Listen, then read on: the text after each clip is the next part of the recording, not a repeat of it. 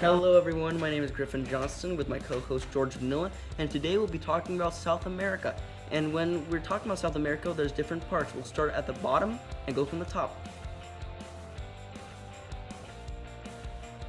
To start us off, I'll be talking about Chile and how they flip-flopped from the Marxist socialist to a military dictatorship and now a democracy. Now, let's go to the knot bubble. Actually, I'm not that creative, and we don't have the budget for this. First in 1970, Salvador Allende, a Marxist, became president of Chile and tried to create a socialist society through constitutional means.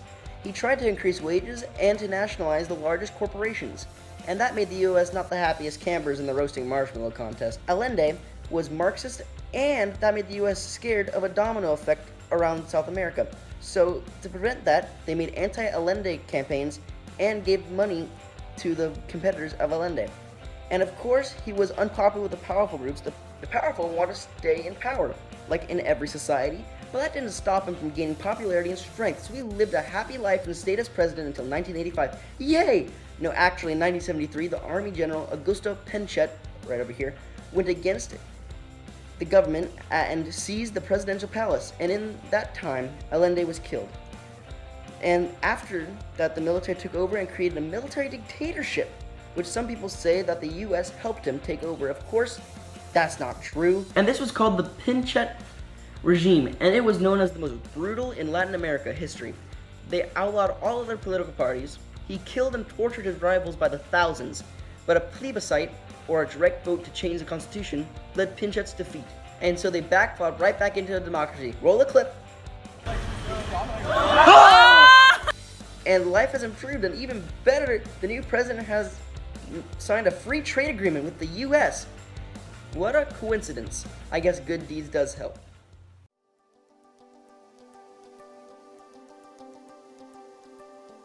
Argentina. It's in the south of South America. And at this time, Argentina was an oligarchy, but it was overthrown by the army officers of Argentina. Juan Perón, an authoritarian leader which won over the working class, which would later be known as the shirtless ones, and promoted industrialization. He was also a pretty scary guy. Juan Perón served 2 terms, from 1946 to 1955. In 1955, he was exiled to Spain, but he came back in 1973. When he came back, the most amazing thing is that he actually got re-elected to be president. But he died from a heart attack in 1974. Then the military took control, and 36,000 people died during their reign, but they took back the Falklands. Once the military regime ended, Raúl Alfonsín became president in 1983, which paved the way to a more democratic nation. Alright, thank you, George. And now we'll be talking about Brazil and what happened to them after World War II. Let me tell you a little secret. Brazil was not the best at distributing wealth properly, and that led to political instability. In 1940 to 1950, the Democratic Party faced an economic crisis, and a military regime took its place in 1964. And for 20 years, stayed in control by attracting foreign investment and expanding industry. And it was working until 1970, and Brazil experienced an economic miracle, and that is when a place has dramatic economic development, but inflation was extremely high, and the generals were overwhelmed by the debt crisis and left, and again, backfought right back in democratic government. Roll the clip!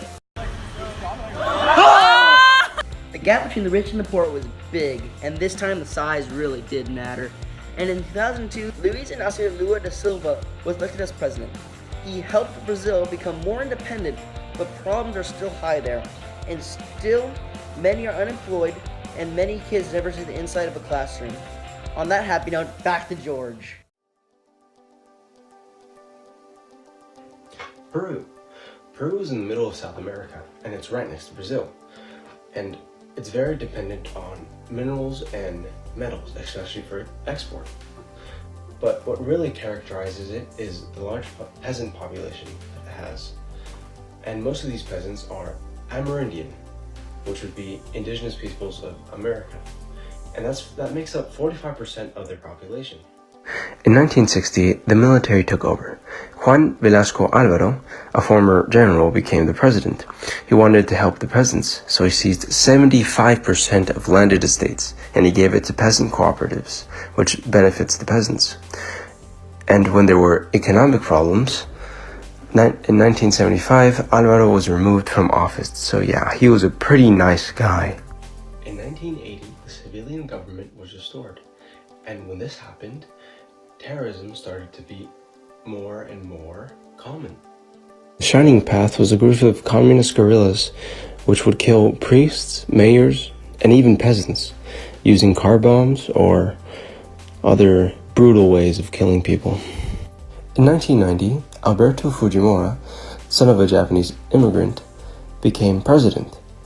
He acted against the Shining Path, but he used dictatorial powers.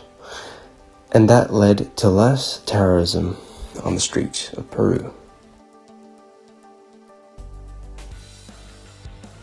Colombia has a long line of democratic political system. Conservative elites, however, led by the owners of coffee plantations, had dominated the government. After World War II, Marxist guerrilla groups began to organize Colombian peasants against these elites.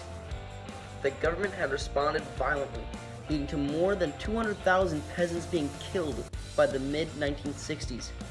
Violence became a consistent feature of Colombian life in 1980s to 1990s. Those who lived in poverty turned to a new cash crop, cocoa leaves, more commonly used to make cocaine. This led to an increase in the drug trade. Drug lords formed cartels, groups of drug businesses. They used bribes and violence to force government cooperation in the drug traffic and to eliminate competitors. Attempts to stop the traffic in drugs had little to no success, which made the drug traffickers thrive. Currently, Colombia supplies the majority of the world's international drug market. The government has begun to eradicate programs to stop these cartels, which has led to a high number of unemployment, around 17% in 2004, and continues to hurt Colombia's economic growth. Colombia leading exports, coffee and oil, are subject to price fluctuations.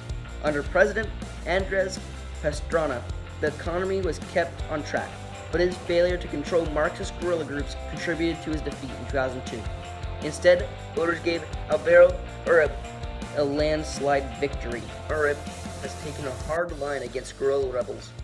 They have responded by trying to assassinate him, but to no avail. Thank you everyone for listening. This has been Griffin, Johnston, and George Bonilla signing off.